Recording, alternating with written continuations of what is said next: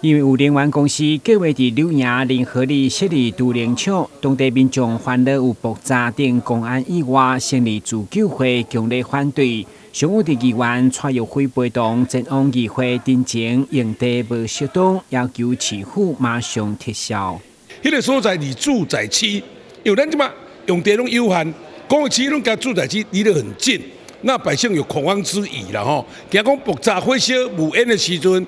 那他们住的环境遭受破坏，那因来定前经过来改，我想是我继续要做啦吼，所以我今仔建议讲，咱陈秋平议员伫议会讲，因讲市长马上个答应讲我做，阮这边变二等公民吗？所以阮希望比照。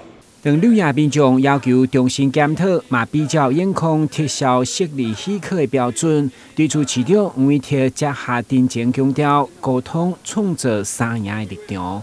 储能是很重要的，尤其下午就是说并没有风的时候，或者晚上的时候，储能就可以把这个能量电能释放出来，避免造成缺电。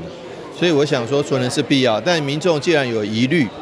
我们当然也是要考量民众的疑虑到底储能是安全还是危险，对民众会造成怎么样的情形？大家可以看到，目前为止全世界的储能厂那么多，没有一个储能厂是会对周边的所谓的住宅或是商业设施造成影响。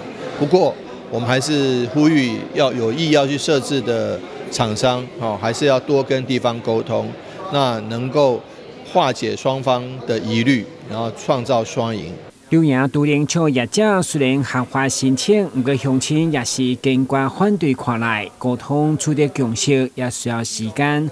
但係新闻管制林英根采访报道。